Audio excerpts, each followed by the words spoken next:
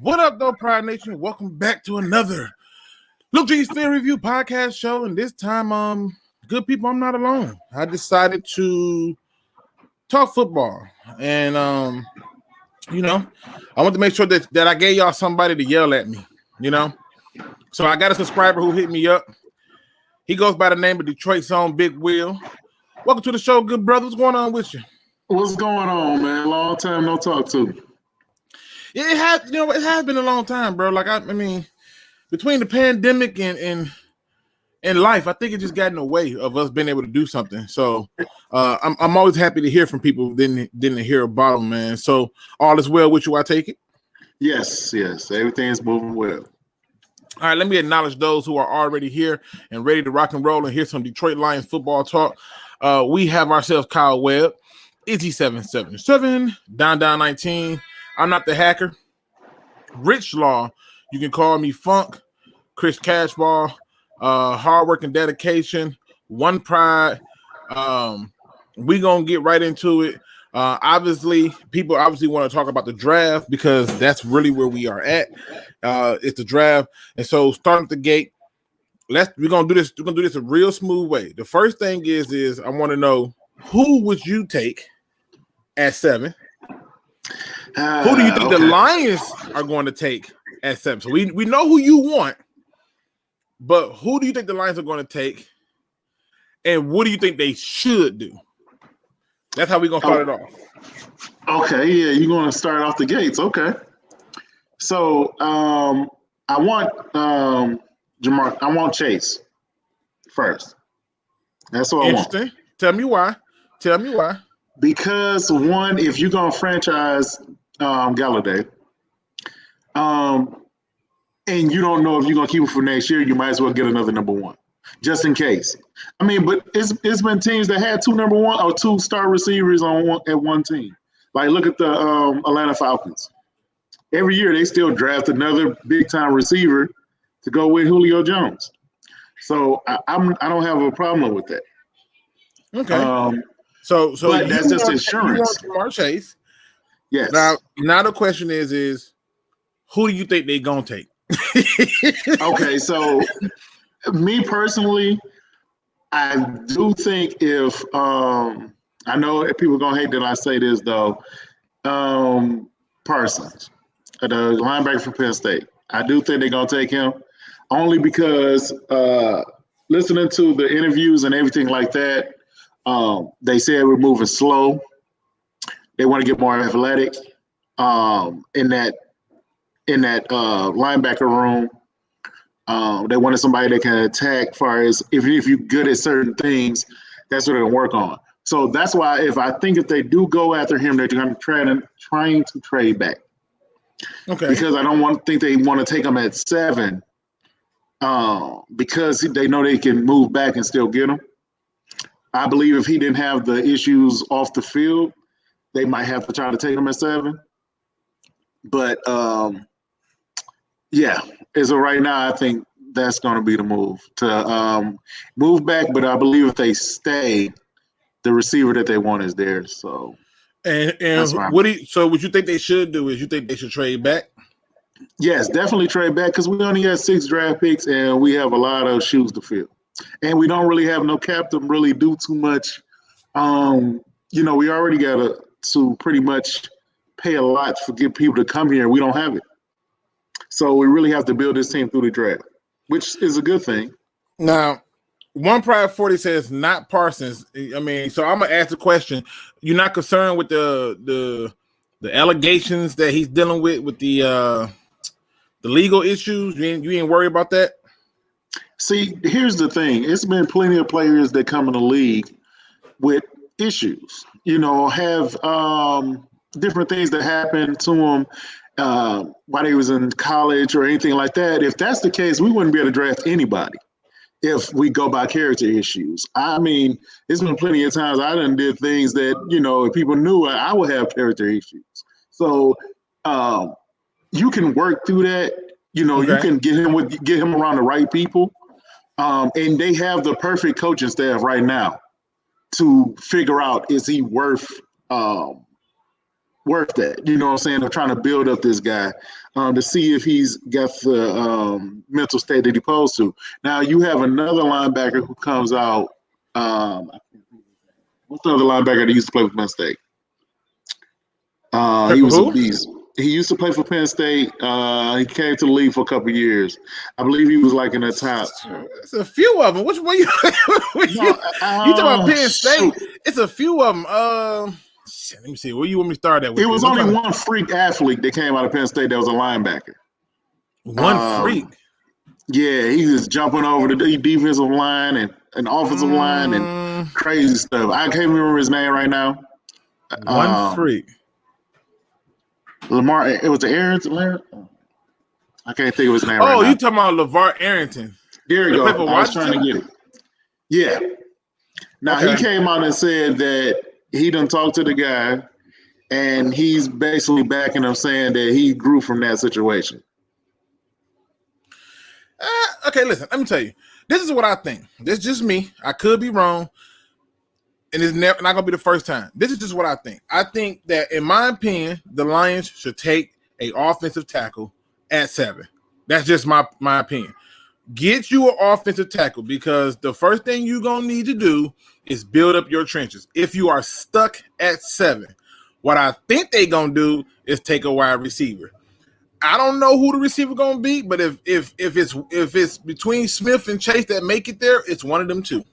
Okay, no, I believe I put Waddle over Smith. I like Waddles more than Smith too, but I put him over him. But I think I like Jamar Chase over Smith. But I do. That's what I'm saying. I believe it's between them two more so than Smith. See, here's the thing. I think they're gonna take receiver, but to me, if you let's get this out of the way. Jared Goff has never had a legitimately good season without a run game. The Lions have not really had substantial success, even going through the playoffs, without a run game. And how do you establish that run? You build up the line. So that's what I would do if I'm stuck at 7. Now, I think they're going to take receiver. What they should do, in all honesty, is trade back, because that trade back opens up so many things and allows for people to be able to get more options, get more picks, do more different things. Now, you already know you don't have a trade partner no more in the Colts, because they went out and brought in Carson Wentz. So I didn't want to go that far back anyway.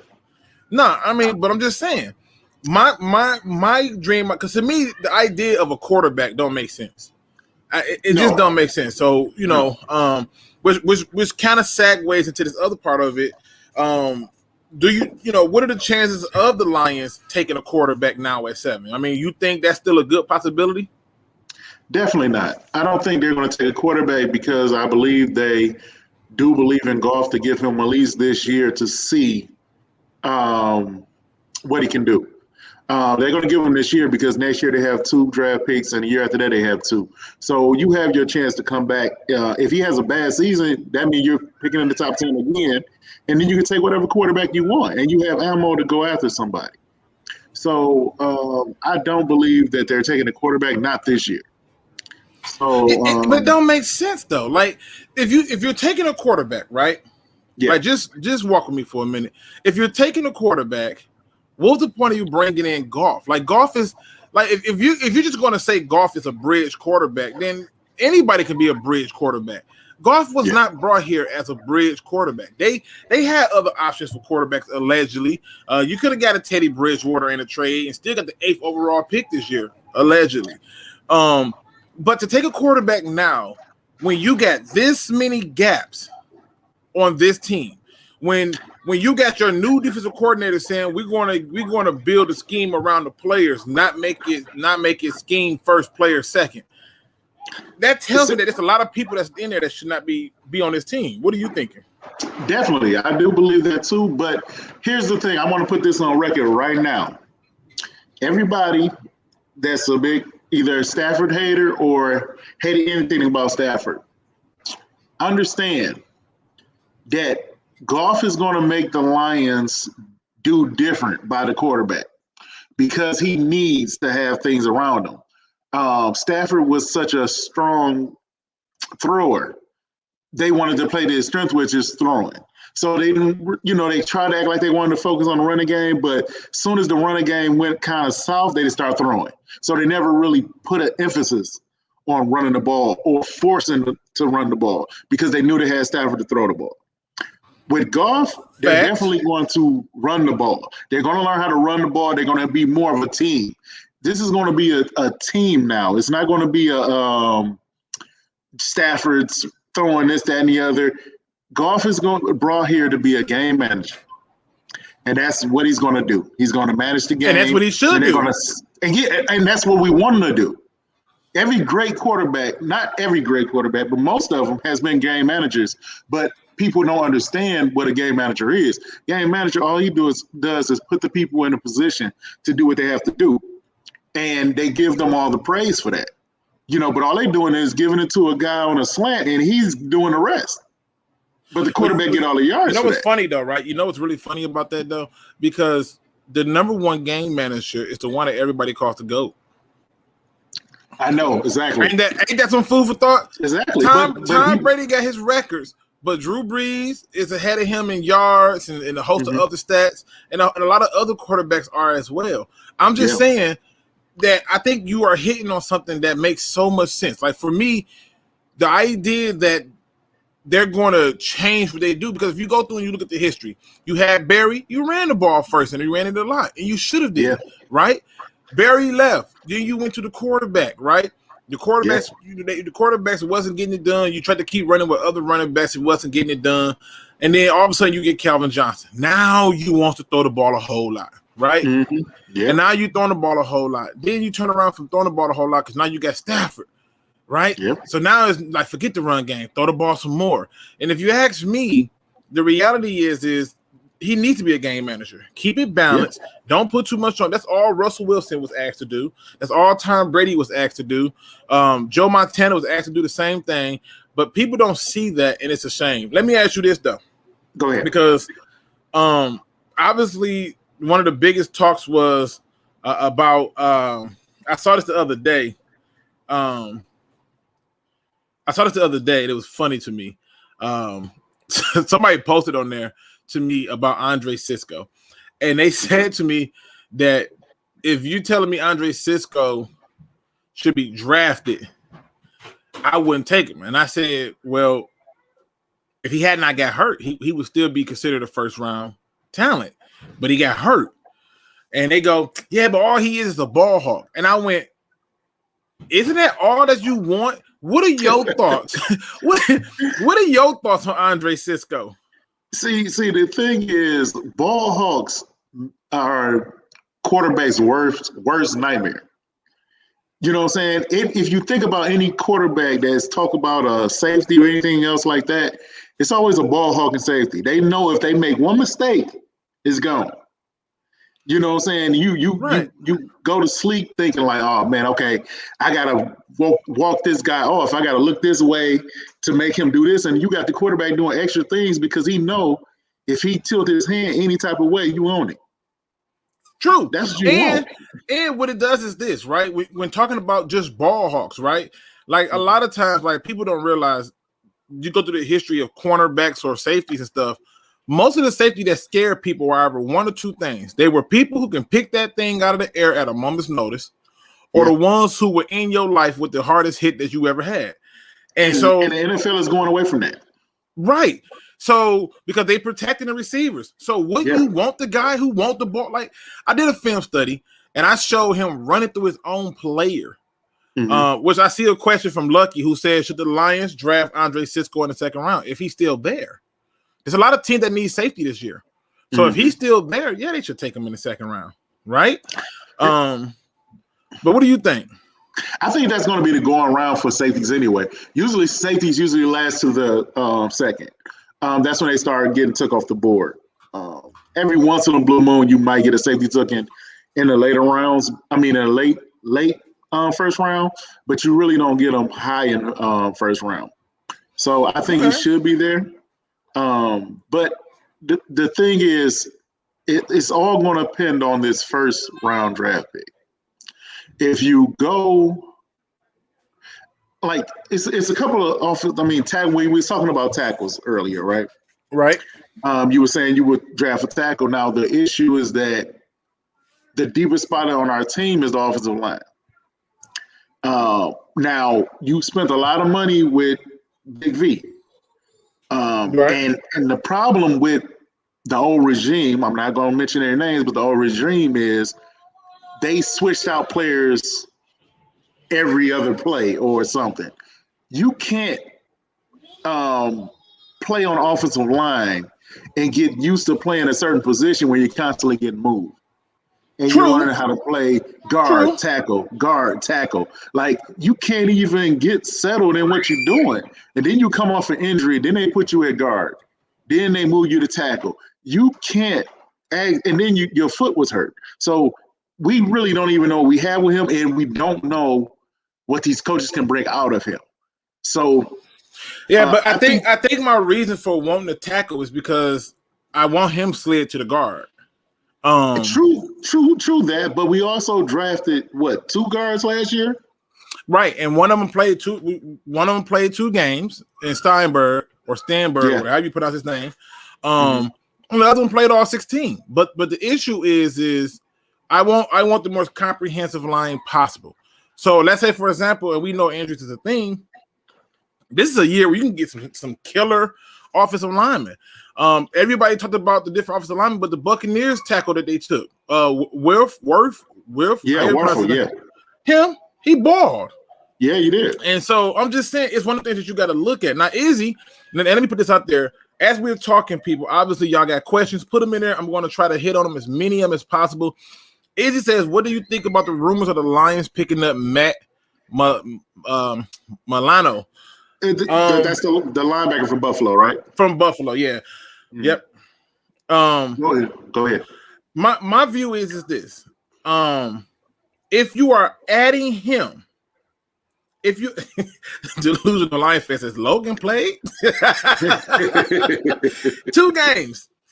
2 games, a few snaps. He said he played. When did I miss that? 2 games, a few snaps.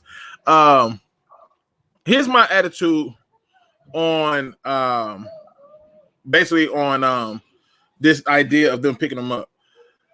What is it going to cost you? Okay, and if the cost is something in the midst that's too high, why with this draft? Why couldn't we just draft somebody similar to him? Obviously, you know what you get with him, right? But the defensive coordinator said he wants a linebacker who makes plays. That's the only thing he's looking at. A linebacker who makes plays. In my opinion, you can find those in this draft. So if you're adding him and you're telling me you're adding him because you're going to use him, keep David, and roll with Collins for 1 more year, and then you still going to draft a linebacker, then I'm all for it. But if you're telling me taking him eliminate us taking a linebacker, I'm not for it.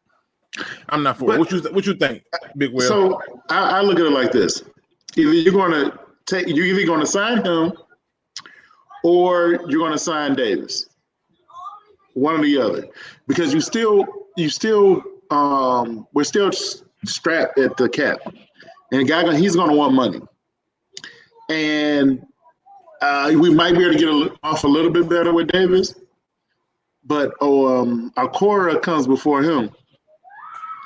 I'd rather try to sign him before I go get that linebacker, because you can draft a linebacker that fits what you're trying to do. That's a good point. I didn't even think. I literally forgot that fast that we about bringing a quarterback. So yeah, I mean, plus we got his brother there too. That's what I'm saying. I feel like I wouldn't do it. And people forget too that we got his brother there. We also have we don't know exactly where the other either defensive end or outside linebacker. Austin Bryant. We don't know exactly where he's going to play at. Right. But that's another guy that we also have there, which most likely he's going to go to the defensive end if we go to a 4-3. Okay. So that adds depth there.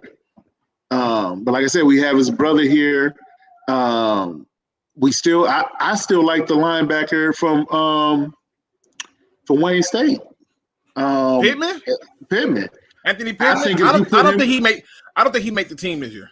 But I understand that, but he didn't fit what Patricia was doing, right? But from watching him play, he's a more guard. He's more of a linebacker that can cover or can get out a little bit more than some of the other linebackers we had. He just wasn't as big. So he could be a sneaky one to end up creeping in there that people just slip on because he showed a lot of bursts, a lot of things to me that I've seen. But like I said, they just wouldn't play him and they wouldn't give him a chance. All right. Midwest Lion says, Luke, what do you think of Rashawn Slater as our new right tackle, offensive lineman from Penn State? Honestly, I don't know because I'm drawing a blank on him. I don't think I feel like I watched him play when they went against like Michigan and Michigan State and, games like that. But I would have to go and do another film dive on him big time because I can't remember or quite I can't put it to play. So I'll have to do some film study on him. And when I do, I will 100% let you know what I think. I just got to go and watch the film again because it's not ringing a bell off the bat. Crimson Shadow said, "What's up, Luke? What's going on?" Let's see. If you're just joining us, we got on subscriber. Detroit's own Big Will is in the building with us, just talking a little bit of Lions football. It says the way the Lions describe what they are looking for at quarterback doesn't describe Goff. Dorsey already did the bridge quarterback thing once, and it worked out pretty good. I'll see the likelihood of a quarterback. I still see the likelihood of a quarterback. Yeah, I'm not. Yeah, I don't see it. I mean, I'm not. Listen. The reason I'm not buying is because they have gotten better at Lion, and it's made so much better at Lion. Northwestern. Northwestern. That's what I thought. I was sitting here like Penn State. I'm like, I don't even remember that guy. But yeah, it's the one from Northwestern. Because I know Penn State got a tackle, and that was being talked about throughout the season. But that Northwestern dude. Let me think about him as a right tackle. I'm trying to think. That's the one that's compared to the one from Oregon. I know. It's only them two that's been talked about. He's supposed to be pretty good. He shut down a lot of I know, but I'm trying to think. I'm trying to think like, God, that's all right. I'm going to tell you like this.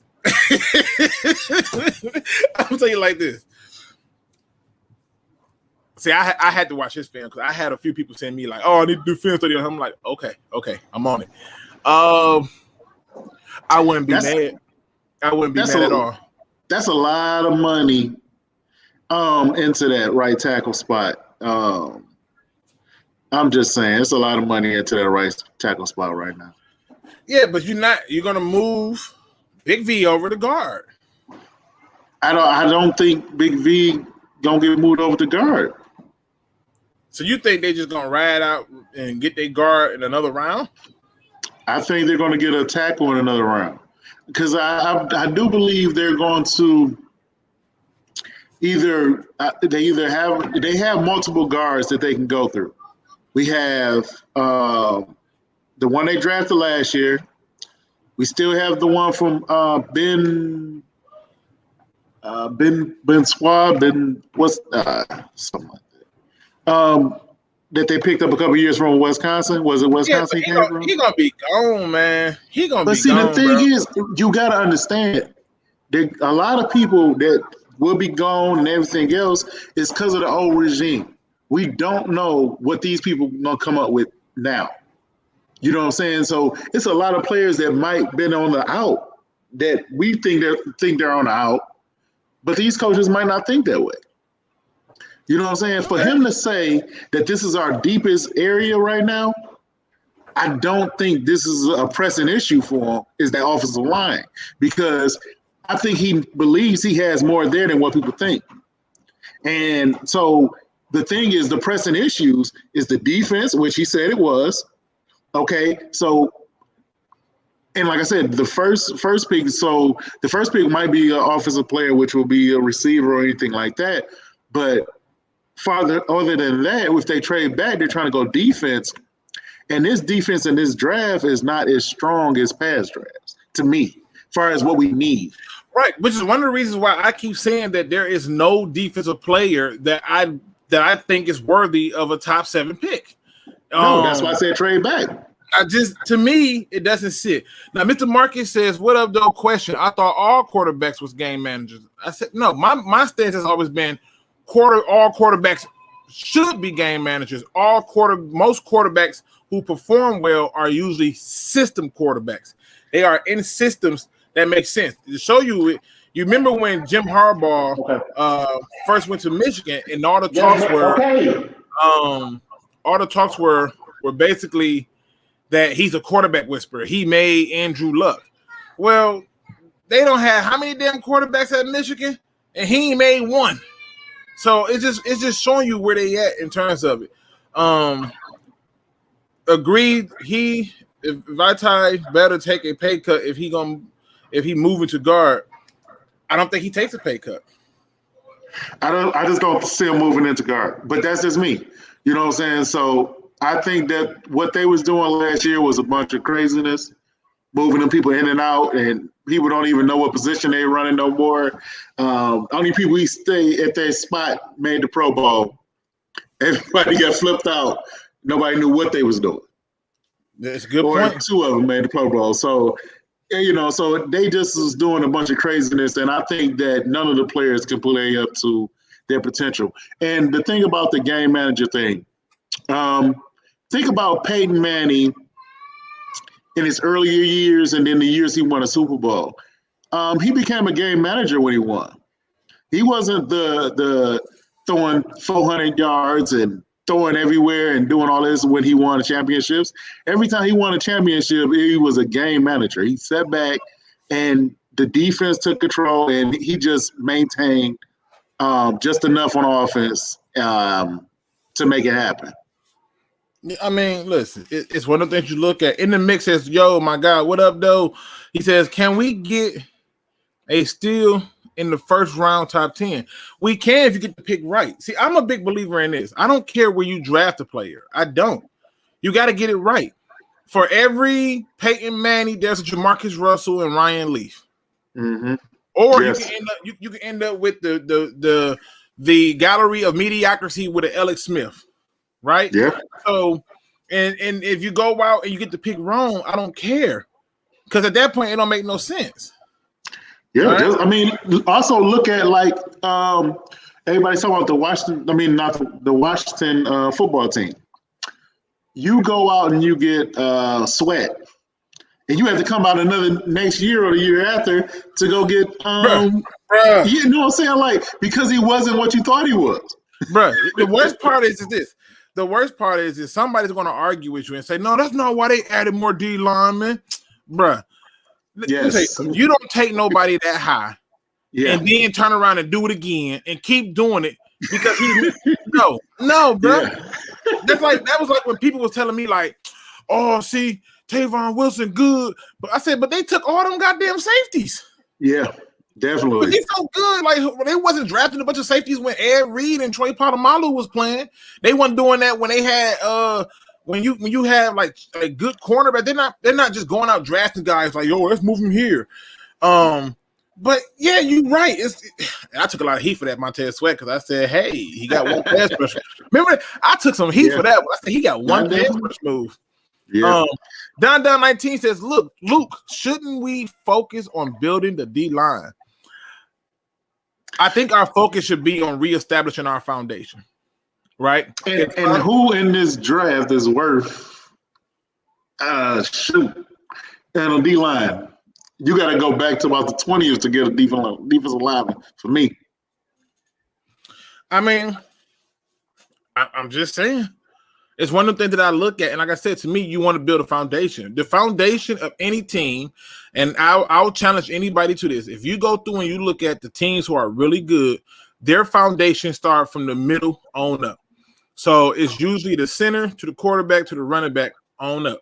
And then when you go to the defense, it's usually the D tackle to the linebacker to the safety. If you get those positions shored up, and think about every great defensive offense, those were the spots that were secure, right? Don't believe me? I'm going to show you.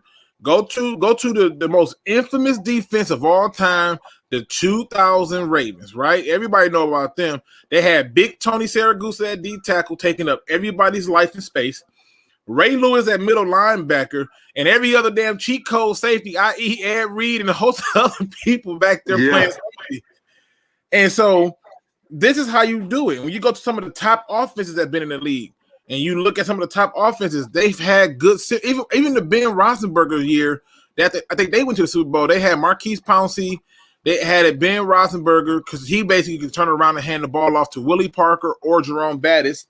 And you flip it, it's the same thing. So I think they should build a foundation first. Detroit Rage says, how often we get offers for back trades? Damn, that's a good question. How often do we get offers? The thing is this, teams always get offers. What's on the table? That's the thing that we got to worry about. What's going to be on the table when it comes to that pick? Every team get offered. It doesn't matter if you want to take it or not. The good thing about this is we have Carolina right behind us. And me and Luke talked about it the other day as far as I believe I'm looking at Denver and I'm looking at San Francisco as far as two teams that I think will try to jump in front of Carolina. And don't forget about Carolina. Carolina might move up just to stop one of the other teams from moving up. Right, move up from 8 to 7. It happened multiple times. Teams do that. Just jump up one spot just to stop somebody from taking Mitchell Trubisky. Yeah.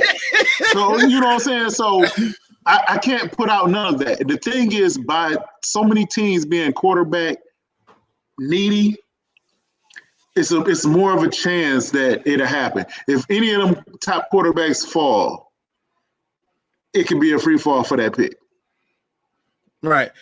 Delusional Lion fan, he says, Luke, what's the best and worst case scenario at 7? The best case scenario at 7 is you find a generational talent that is here for a long time and can be anchored at his spot for years to come. The worst case is a bust. I mean, it's really not hard. Either they're the right pick or they're not. I think you would agree with that too, right? Detroit's on Big Will. That's the whole thing. It's all about the right pick. It doesn't matter what you get. I don't care if they do get, any pick. It doesn't matter as long as it's the right pick. And this guy stays around for a while and become a Pro Bowler and all these good things. And everybody forget about everything else.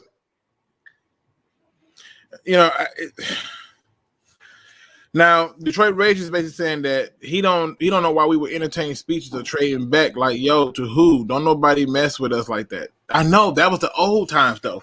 Like think about it. Back in the day, like hell, I mean, not even in the necessarily so distant past. We were giving away safeties for 6th-round picks and Pro Bowl linebackers for 5ths. And alienating leaders.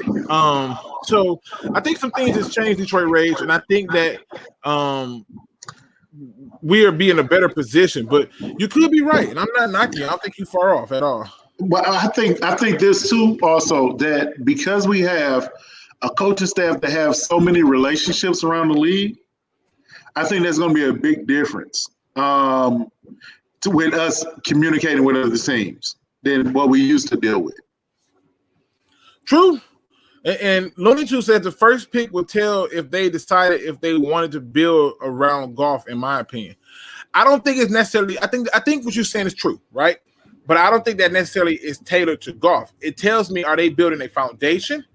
And if they tailor it to Goff, then I would see some things that I would go, yes, to Goff. But if that happens, then the Lions are doing much of the same. We gotta rebuild a foundation that can be sustainable. Peyton Manning, game manager, his dead body to a Super Bowl. Yeah. Players leaving U of M like a rubbing bubble going down the track. Let's see. It says, you think with the Sheens we can get an actual good 2nd and 3rd round pick? Huh? Do I think we can get an actual good 2nd and 3rd round pick? Yeah. I think one of the reasons why the Lions found Brad Holmes so enticing was because he's bringing with him his entire catalog of players that he scouted. When people go out and scout, they don't just scout for their team. They scout for what they think other teams are going to take as well. So I can see us hitting on those, but time will tell because you got to give opportunities. You got to give opportunities. And if you don't give opportunities, it don't even matter. I'm definitely going to say this. This draft right here is going to be all about scouts. All about scouts. Because them players that nobody really know about, it's going to be harder to find. Because you can't go out and look at these players. It's just not going to be the same this year. So it's going to be all about these talent scouts that they have out here to give them what they need as far as what they're looking for. And it's going to really be challenging year for anybody. Buffed Up said, is the coach trade real? Yes. I wouldn't be mad if they do decide to build around Goff, but I don't know if I see that happening. Could be true. We thought the same with the 3rd overall pick. I didn't think that. I thought that the chance for a trade could be there if they did it early enough. I said once they announced that once they went out and announced that they're not taking a quarterback and that they're bringing in Chase Daniels, it was out the door. And then they came back and like, no, we're still in the play for a quarterback. No, he wasn't. You took a backup. You already brought back David Blau. You had no. So yeah, I wasn't really buying into it, but I get your point. But I will say this though. The quarterbacks that are on the chart this year are different than the ones from last year. And as far as they're not coming with injury history. So, I don't know. I think it's better quarterbacks about right now. You see this one right here from Izzy? We should have taken Ed Oliver. I got so many people telling me that, bro. I got tired of it. We should have taken Ed Oliver. I'm like, what? Yeah. He's such a beast. Here we go. Let me see. He probably wouldn't have worked in the system that we got going on. They probably would have messed him up. When are you going to do a film review on Matt Nelson and how he clowned Khalil Mack? You know what? I think I'm doing film reviews on draft prospects based on Lions need. So like I said, anything outside of a Lions need, I probably won't review. I still got to do 2 other videos that I recorded, but after that one video froze, I had to go back and watch those, and they had spots where they froze, and I don't know why. So I got to figure that out and get it fixed. But I probably won't do that one. I don't know. I'll look into it later. Let's see. We need that. We need that base steal in this draft. We gonna get that one. I promise you. I feel like we gonna get one. And what's crazy though is that the Pistons and the Lions made a complete rehaul in the same year, pretty much. The Pistons the Pistons got rid of all of their management and everybody and did it all over, and the Lions did the same thing. Marcus says Ed Reed was from that 2000 team. I wasn't saying he was on the 2000 team. I'm saying if you go from the historical defense on out, they always short up the middle of their field. They went and they took any and everything that's short up the middle of the field. They was not allowing you to run the ball to the gut on them. They wanted to dictate where you went and force where you went. And they did so because the entire middle of the field was secure. The foundation was secure. If you go through and look at the history of any of those teams, and let's like right now he's not on that team, fine. But go look at any foundation of any good team. The middle of the field is always secure. Peyton Manning had his most success with when he had what's the dude at center? Jesus. Yeah, I definitely want to know that one. Jeff Saturday, that his name? He had Jeff Saturday, and then he had Edric James at running back, and then the dude Peyton Manning went from Marshall Faulk to Edric James at running back. That's just not even normal. And then that, but you just keep going down the list. And then, like I said, you got to have it short up in the middle. Once you get it short up in the middle, like the Browns, when they took Alex Mack, I remember the Browns instantly got better. They just never put anything around that good piece. The Browns had Alex Mack, and then they had Joe Thomas, and they still never managed to put anything around them. They just rode their good players. That's all I'm saying. Just short the middle up your foundation up. That's all. Quick question now. So remember, the Colts defense was horrible until they got their safety back. Was it Simmons? Was it Sanders? Who's that? The safety for the Colts back then when they won the Super Bowl. Sanders? Yeah, who just changed their whole defense. Their defense was horrible until he came back. They had a few safeties over there, but like I said, it's always, for some reason, the history always shows certain things. If you just look at it, running the ball in the playoffs will get you to the Super Bowl faster than passing. You could be the world's greatest passer in a regular season, but when you get to the playoffs, you have to run the ball. Look at Denver, bruh. I mean, I'm just saying. They didn't want nothing until Jeneral Davis took over. Yep, you got to run the ball and play defense. It just is what it is. Gene, he says, what stops the Lions from trading their first round pick for a player? You got to tell me who that player is. Who's worth for our first pick at 7? Who we getting for that? Definitely. Our first pick at 7? Who the hell that player is? Yeah, I don't know. I mean, right now, they can literally go out and make offers to Ndamukong Suh. They can literally go out and make offers to Jadeveon Clowney, make offers to J.J. Watts, and they don't even cost them no pick. Who are we taking that's worth for our first round pick? We already tried to get the Rams defensive lineman. That didn't work. Right. We tried to get Aaron. We said, hey, we give you Stafford for Aaron Donald. They was like, no. I would do that, but that's about it. That's what I'm saying. Where does this? Like, who are we giving this first round pick up? Lavish Life says this is off topic, but Luke, you still playing Madden? I know it's trash, but still, no. I didn't even buy this Madden this year. I'm done with Madden listen.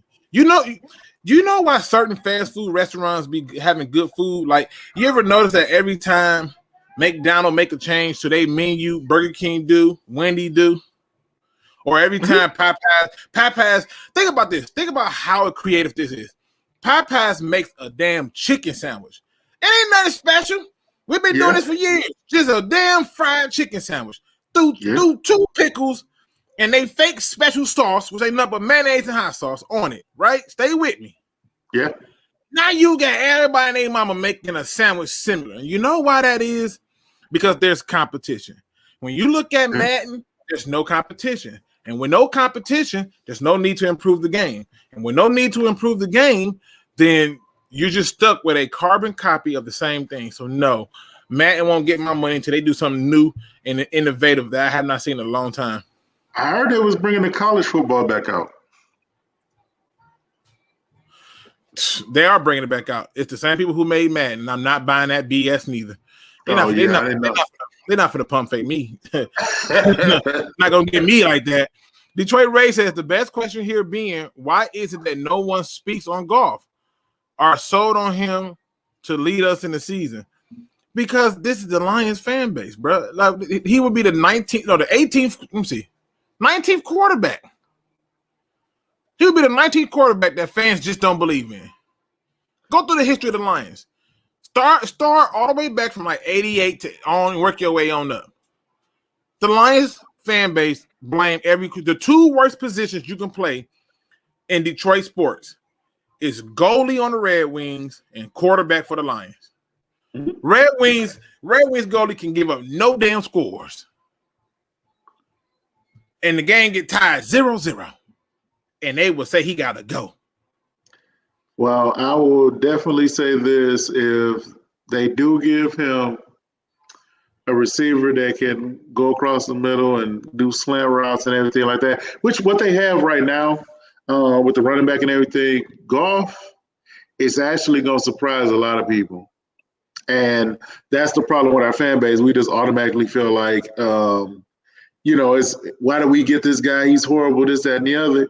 But the guy, I mean, all you're trying to do is get the ball to your best player. And that's all he's there for. And I have seen that he does have the capability of doing that. And that's all we're looking for. So I believe he's going to shock a lot of people once he gets to playing. And you're going to have a lot of people coming back like, oh, we should have had Goff the whole time. He's the best ever.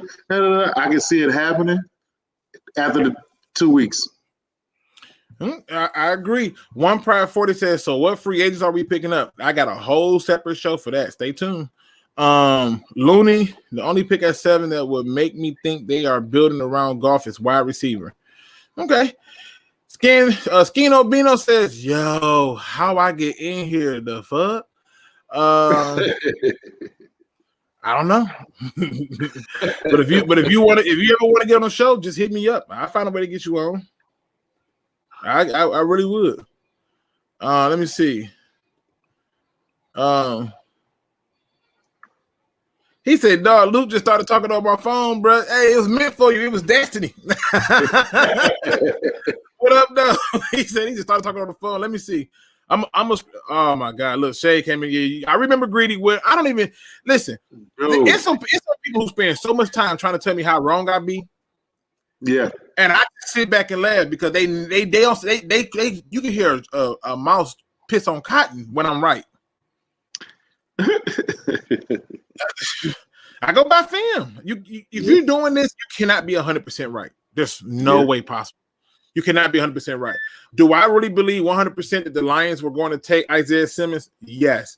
What changed? I think he panicked and said, I better replace Slade. I think he did. Definitely. Because he went against his own judgment. When he took Amani Oruwariye, a guy who he had pegged, and not my words, he had pegged as a second-round pick at best. Yeah. You got him in the 5th. You're not even going to give him a chance to go with the guy that you just brought in as a free agent? You just got to replace Slade, and this the guy to do it. And to show you that I know that this wasn't the head coach, the former head coach decision, he was not happy about this pick. Yeah. He wanted a defensive tackle. Well, I will say this, though. It did set up our coaching staff now in a good way. I mean, listen, the only credit I would ever give Matt Patricia. Matt Patricia allowed for us to toss that old painting on all of his bad memories to the garbage. Yeah. Set up a brand new clean canvas and paint a new picture. He allowed that. The same reasons why the one thing I liked about Matt Dillon was he allowed for us to scrap a lot of that same stuff out. Because they would have been doing business as usual. Matt Millen openly admitted on a number of different shows that he basically took whoever he's noticed the fans were excited about. And he used that to the owners to say, look, the fans love this pick. So I'm just saying, let me ask you this though, Big Will. Let's get into this because I was watching Woodward Sports with Drake Bell and them over there. So shout out to them. And they had an interesting question about, is Jim Caldwell the greatest coach in Lions history? What do you think about this? So, like I said before, I can't give any coach that title until they win the NFC North. You can't win the NFC North. I can't give you the title as the greatest coach or whatever. You got to win something. Bring us some type of something, anything. I mean, he's the most winningest coach because he averaged a 9-7 record during his time here. If you take his entire record. Yeah, but your time wasn't even long enough to be the greatest coach. Come on, if that's the case, Wayne Fontes will be the greatest coach to me because at least he was here for a while. I'm just saying, man, listen, I'm telling you, they had the conversation. My personal view is he was not the greatest coach in Lions history. No. I thought we played. But it was it's one of them, go ahead, sorry. I'm real quick. It's one of the things where this coach was so bad that any coach before him was the greatest. You said a man that you said needed a third year was so bad that everybody else looked that great. Yes, man. He is the best ever. I don't know why I was complaining about him because it's horrible. If y'all do not know, Detroit's son Big Will used to hit me up regularly and be like, man, you got to give him third year. I said, just do what? I seen enough. He was like, no, you can't do that. Come on, Luke. I'm like, bruh, it's been 3 damn seasons. I'm tired. I don't want to listen. I've seen enough. I don't need to see no more. Hey, sometimes I be in that type of mood where I gotta, give a person a chance. Hey, you know what? The thing is, I felt like he could do something, but it was just too much going on behind the scenes that we didn't know. That the team would never come together. You know what I'm saying? So, it is what it is. I'm just glad it happened when it happened. Motor City Thanos says, Luke, what do you think about trying to get Allen Robinson? If the price is right and KG tripping, I'm okay. But I'm at Go ahead. Sorry, go ahead. Go ahead. Who's better? Between who? KG and Allen Robinson? Yeah. They're going to be the same price tag. If they're the same price tag, though? They're going to be the same price tag. Man, it's both hard because they both done drop some balls in some big moments. That's what I'm saying. So it's like either go what you know or go what you don't know. Right. I feel like it's like a lateral move in a way because I can't say Allen Robinson is better, and I really don't want to say that KG is better because you know what? Yeah, it's it's a wash. Yeah. What do you want to do? One price says Marcus Williams got to be on the radar. I think he is, but not for what I'm saying the projected cost is going to be. Dude. Yeah. It's going to have to be a lot of cutting going on. And the thing is, me and Luke, we go back and forth on this one. I think for them to get more money, they're going to cut a lot of people. But I think what people are going to really know if they're going to do with Goff is if they restructure his deal to get more money to do what they're going to do. He doesn't feel like they're going to do it. I'm saying it's a chance if they want to. That will let you know if they plan on building a team around him. Okay. All right. Will Burton says trade for Odell. No. Oh, God, no. No, listen. God. If he got no. You got to understand. You got too many new parts and too many things moving. And you want leadership that's unselfish. I'm over the diva attitude receivers. Like I'm not even trying to be funny. At some point, no. I mean, what are we trading for? He wouldn't even match with this coaching staff. It just wouldn't match. You need Galladay matches what this coaching staff wants. He's one of them guys that fearless and got that type of attitude. That's my thing about Allen Robinson is is he that type of guy? To fit what they're trying to do here. So that's why I don't think they're going to try to stick with Galladay. Okay. In the mix says, I'm trying to get in the mix too, bro. No cap. Hit me up, man. Hit me up on Twitter. Hit me up on my Discord. Let's see. You can shoot me an email, but I have not been checking that lately because my job has worked all my best nerves with this email life. Hell, the word email, I just had a trauma just thinking of it. You can hit me up on IG.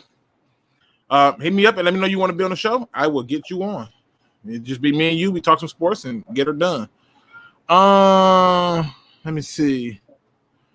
OBJ may want to go to the Bucks, especially if Brady gives it another go.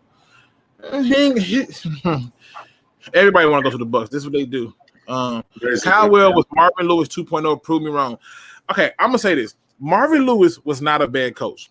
Marvin Lewis' problem was he stayed somewhere where people knew him way too familiar.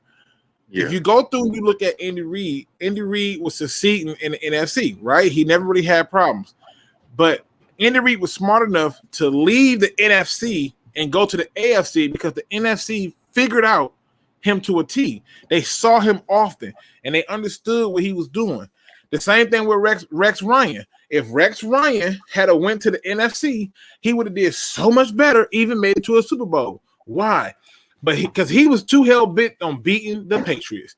He was going to take any job that allowed him to play the Patriots twice. He had other offers when he took that damn job for the Bills. He let that get in the way. And that's what messed him up. So, he need to understand that. Sometimes you gotta get out your own way and go where people don't know you. Let me see. I'm trying to get to some of these questions.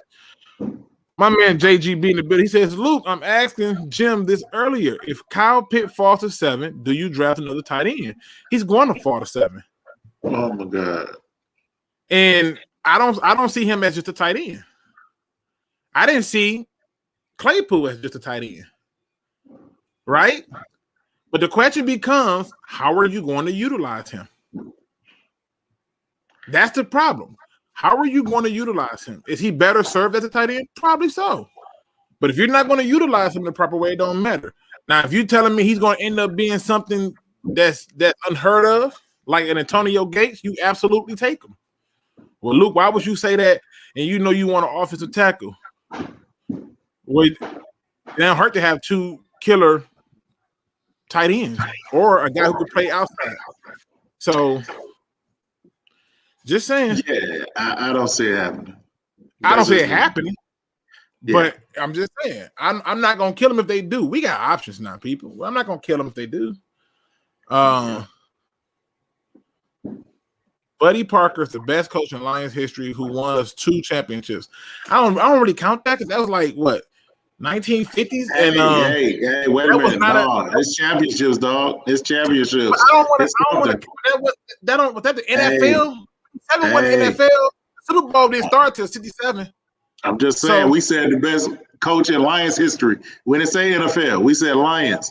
He won. Okay, fair enough. Fair enough. You're right. We said Lions history. Yeah, he won that. I backpedaled real hard. My bad. One Prowl 40 says, you believe Corey Davis on the radar? Every receiver is on the radar for the Lions. Every single one. Yeah. Every single receiver is on the radar for the Lions. Like I say, I've named to you the receivers. If you okay with going into the season with Geronimo Ellison, with my main man, what was dude's name? Tim Edwards or something? Oh God. And Quintez Cephas. I mean, if you cool with that, you said Geronimo Ellison, whatever his name is? Geronimo Ellison. Yeah, you light them on fire. You know. Oh, wow. Okay, James Willis. 1957 head coach George Williamson won the championship. Let me see. Luke makes sense here, man. Oh, my God. I hate typos. Bro, listen. That's why I hate text messaging. Every time I text, I feel like the text messages say what I want to say versus what I'm like, what's in my heart versus what I'm trying to say. I'm like, damn it. Let me see what's going on right here. Let me get down to some more questions and get back on here. Well, I see that one when he's saying Goff doesn't throw the long ball. He does if he has time. When he stopped throwing the long ball, it was because they wasn't giving him time. The Rams offensive line was horrible in his career the last 2 years. But that's the problem, man. Like, people don't realize this. Like, I swear I got so annoyed to the point where I just stayed away from YouTube for a couple of days, at least looking at other people's videos, because the fans had way too many excuses for the great Patrick Mahomes. Man, look at that pressure he was under. And I'm like, I watched a dude for 12 years get beat to death. like damn near stoned. 12 years I watched it. You're talking about one game that he couldn't, he panicked. But you know what? I would say this. I would say he panicked, but at the same time, his team panicked. They dropped a lot of passes. And I seen at least 2 touchdowns that if they would have just caught the ball, it would have changed the image of the game. Just like how the catch that the Giants caught, that one catch that everybody like, oh, that was amazing. That's all it took. And them guys just dropped the pass. They was hitting them in the face. I mean, but I'm not buying these excuses. We couldn't use these excuses for our former quarterback, and I'm not going to use it for his. And so that it just is what it is. I'm not looking for excuses. You know, I love what Marcellus Wiley did, because Marcellus Wiley pointed out something. He said it's funny how everybody making excuses for Mahomes, but hell, Aaron Rodgers would have get that same defense, and he didn't have those kind of numbers. The difference was one of them was smart enough in how he handled the pressure, and the other one wasn't. The other one problem was they couldn't run the ball. And once you become one-dimensional in any sport, you're done. It just is what it is. All right. So let me see. One Prowl 40 says, is Kenny being franchise tagged? It could happen if they got a plan in place to get him signed. But I just don't see the reason to do it, because if you franchise tag him, see, we have It's projected 180. So 16 to 18 million for a tag on him. Yeah, I don't see that. I don't. So with this draft, we're going to differ on that one. You think we're going to franchise tag him? Yep. I'm listening. Here we go. We was doing good. Now you finna have me rage. Go ahead. Hey, I couldn't let it keep on going this way. So, okay, go for it. They're definitely going to franchise tag him for the simple fact is you want to keep him for at least this year to see what he's going to do. You know what I'm saying? And the thing is, they already tried to sign him once. Okay, what they was going to sign him for was what they were going to pay him for a year anyway. Okay, so if the tag is 18 or 16 million, whatever it is, they was going to pay them for that 1 year anyway. So why not go ahead and give it to them now? And you still going to draft, like I said, you still going to draft another receiver. So for next year, if you decide to let them go, you got 2 first-round draft picks. You could go from there then, but you still have a number 1. Okay, stay with me. Okay. Stay with me. I'm with you. Have you seen this draft? Yes. Okay. You've been paying attention to the draft. Yes. The draft prospects. Mm-hmm. Okay. How hard do you think it'd be to replace him? It won't be hard, but they're still not going to. They're going to keep him, and they're going to draft another receiver. Just stay with me. What if I told you that for that 18 million that I was going to give KG, I can get 3 receivers? What if I told you that? That's cool. Like what if I told you that you end up with, say, Jamar Chase at 7, right? Let's just, hypothetically, you end up with Jamar Chase at 7. Let's say you end up with let me see. What's the guy you told me about? The guy that you really like, and I told you I paid attention to him. From Western Michigan. I'm drawing blank on his damn name. Was it Western Michigan? I thought it was Western Michigan. You told me he played it. Yeah, it was Western Michigan. He was killing it in that damn Senior Bowl, I think it was. You know who I'm talking about. You talking about Davis? I can't. He got it's like something asterisk or something like that. But what if I told you? Oh, Dwayne asterisk. Yeah, from Western Michigan. All right. I got you. So what if I said you got him, you got Chase, and you managed to get both of those guys, right? You managed to get both of those guys, and it still didn't even cost you $16 million. You still think they're gonna sign him? Well, I think if they get Chase in the first round, if they have a franchise tag, they can trade him. Okay, but I think the franchise tag is going to be a blanket for them to see what they do in the draft. Okay, and if they have them already franchise tag, they can trade them if they want to. Yeah, but that's guaranteed money. It's guaranteed money, but not if you trade them. If it's a sign and trade, no, it's not. Which a lot of teams do. They sign them and then as they trade them. So I'm tell you what, I'm gonna table this for right now because I want to kind of see. I want to see where we at cap wise, and then we had a discussion. One Pride 40 says, "Do you want to restructure Jared Goff contract?" I think it's an insult to Jared Goff if you're restructuring his contract and having him take less. And I'm gonna tell you why. On one hand, you say he's our quarterback and we believe in Jared Goff, and we're gonna go with Jared Goff going forward. This is not my words. This is our head coach words. You don't do that by telling the guy to take less money. But you're not telling him to take less money because what you're doing is when you restructure his contract, you're just giving him more signing bonus. It doesn't mean you're taking away money from him. You're just making it as a signing bonus before it won't hit the cap as hard. I mean, you make some points, but if you tell me I'm the guy, what I need to restructure my contract for? My deal is cheaper than the guy you had here. Yeah, but you definitely need some people around you. And regardless if you're the guy or not, if you had the people around you, you're not going to be the guy for too long. Now that's the truth right there. Lavish Life says two things can be true. He says two things can be true, Luke. Mahomes was under pressure, no run game, and a lot of drops. Rodgers had a better O-line that day. I'm not buying or subscribing to that. I'm not, bro. Let me tell you something. I'm not. Listen, bro. I watched the quarterback. It took Drake Bell to bring up this old ass memory, right? Shout out to Drake Bell for this. Drake Bell says, if you go through and look at the history of the Lions from 2000 on up, he said, when have you ever known the Lions to have one running back to have all of the carries? Everybody was trying to figure it out. He was like, you don't. We've always been a running back by committee, right? He said, but go to that playoff game against Seattle.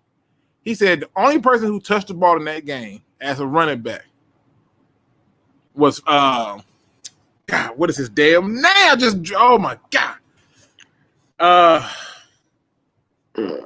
You talking Bush? Nah, number 34. Smith? Nope. 34? Yep, people didn't think he was gonna make the team. Oh, you talking about Bell? Nah, his name wasn't Bell. I'm gonna tell you exactly who it was. He brought this up and he said this is the only time that the Lions in a long time had one person touch the ball. And I said, what? Zach Zenner. Oh, yeah, okay. Now, mind you, Golden Tate touched it once. Stafford ran it 3 times. They ran it for a total of 15. Take those 4 away. That's 11 carries, 34 yards to Zach Zenner. Now, stay with me. Stafford threw the ball 32 times in a game with fingers broke on his hand and ligaments. Definitely. And all I'm saying is I can't give him no excuse. I ain't giving none. So I'm not buying, not subscribing. Was he bleeding? Was he bleeding? Hey. I went to this one channel. They said he was still concussed. I said I don't want to talk about that. Yeah. Nope. But it was Zach Zenner. I'm surprised some people got that, man. Like, bruh. Let me see. Let me get a few more questions, and then we can bounce up out of here. I got stuff to do in the morning. Lord knows I'm tired. Let's see. Look, you know we can cut or trade after June 1st. Yeah, we can cut and trade when you get the June 1st cut save you a lot of money. But the question is, who are you cutting? There's some players I think they can cut. Zach Zenner, literally, that was the first game. And I went through, I said, man, Drake Bell lying, bro. I said, Drake Bell lying. So you know what I did? I went through every game, bro. Yeah. Every game. And I literally looked and I was like, he's not lying. This is the first one that season. I went to the season after that. It has not been one running back with all the carries in a long time. And that was the game they get to and do it. And only did it 11 times. And we took an L. First of all, I got to put this up here because y'all don't understand how hyped I was. He said, Luke tired from snow blowing the neighbors. Bro, let me tell you something. This is the first year in my life that I did not have to shovel snow. And I'm not going to lie, bro. I snow blow everybody on the damn block snow. And I was already shoveling the snow of the older people in my neighborhood as it is. So for all you young fellas out there who got older people in your neighborhood, they ain't got to talk to you. They ain't got to pay you. Just get that sidewalk and that walkway clear so they can get their mail and their magazines and stuff like that, you know. But I snow blowed everybody shit. I walked through the whole.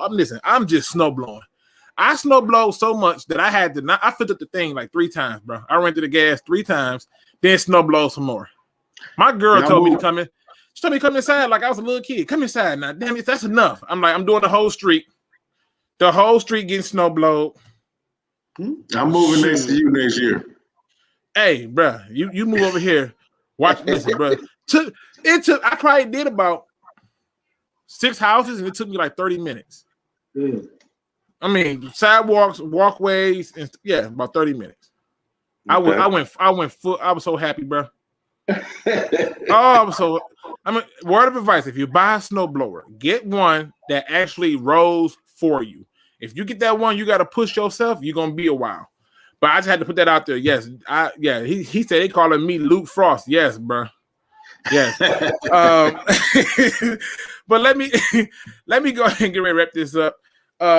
Detroit's on big wheel, man. You got anything else you want to address or anything you want to bring up? I want to make sure I don't miss nothing now. No, nothing really. I just want to say that awesome time today. I'm glad to get on with you whenever I can. I know you've been trying to get me to, get on a little bit more with you, but we'll see. And I definitely think that a lot of people are going to be shocked at what this team brings this year, and they're going to forget all of this midway through the season. Listen, I you know what? I'm gonna toss this last question out there to you, and I know it's kind of early to do it, but give me your way too early prediction. How many games did the Lions win this year? On the lower scale, I'm going to say 8-8. Okay, and on the high end, 10-6. And the thing is this: people don't got to understand too. Never since I've been a Lions fan or anything else about the Lions, I have never been hyped about a coaching staff. Never. Okay. Usually coaching staff, I'm usually like, whatever. Let's see what they can do. But I believe this coaching staff can do so much with what we have coming in. I believe that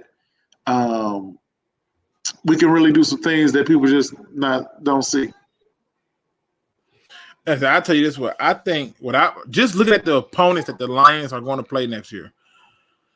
Now I got to see when we play them, because I try to explain to people. I know a lot of people. I remember the year before last when we went against Kansas City. Before they even said when we play them, I said, "Listen, depending on when we play them, I'll give us a chance to win that game." Yeah. And then I saw that we played on week 4. I said, "Oh, we winning that game." Yeah. Now, granted, we came close, but almost doesn't count unless you're playing horseshoes. But yeah. I was confident that we was winning that game. If we had to play them later, I'd be like, "Oh, we're taking the L." I was at that game. Yeah, it was rough. But I'm gonna go 9-7. I'm gonna go 9-7 without me saying it. That's my way too early. Dang, 2-14, Crimson. Damn, 2-14, bro. You said we about to be picking number 2. Yeah, he's trying to get a quarterback next year. Dang, he's all right. We winning 5 games. We pick at 12 next year. Okay. 6-11. I'm surprised at some of y'all way too early. Man, 5-7. You know what? I think if I did y'all averages, y'all probably average out at about 6-10. See, 6, 8, 2, 5. Damn. Man, I thought I was bad. I would say this: a good coaching staff would give you at least 4 wins. People that know how to manage the game. You would think. Well, listen, good people, that's it for today. I got too much to do. It is snowing again, and surprisingly, I'm excited. I do apologize if you are not, but if you got to shovel that snow, my best advice is to start now. Okay, start now. But yeah, I'm living my best life with my snowblower. I bought the biggest one I could find too. I mean, I damn near can sit on it. I'm happy. All right. Let me just go ahead and get to this, man. I like to end every show on a positive note. And with it being Black History Month, I'm going to give you African American or just beautiful brown and black people quotes for the month. Today's quote comes from Mr. W.E.B. Du Bois. That's right, Mr. W.E.B. Du Bois. He says, "There is in this world no such force as the force of a person determined to rise. The human soul cannot be permanently chained." Dang, that's some deep stuff right there. This one hit home for me a lot because for me, honestly, I'm planning to make a lot of moves, and I'm trying to become my own boss. I'm trying to make it to where I decide my schedule and be my own boss, and that takes a lot of dedication, and it's scary as all hell. But the one thing that I never counted on was how strong my will for this to work has come out. And what that did is it showed me that no matter what the fear was or how difficult it was going to be or what the challenge may come, if I was just willing to forego all the fear and simply go with the human spirit that's telling me that no matter how scared you are, this has to happen, I would have been a failure a long time ago. But in the near future, I promise you this. In the very, very near future, I promise you this. I'm going to come on here one day and tell you that I am my own boss. And when that day comes, it will be a day that not only will I celebrate, a day that not only will I rejoice, but I will let you know so you can know that you too can unchain your soul. With that being said, ladies and gentlemen, please hit that like and subscribe button. Hope you enjoyed the show. Thank you, Mr. Detroit's on Big Wheel, for joining me. And as always, don't be no chump. Please do your research.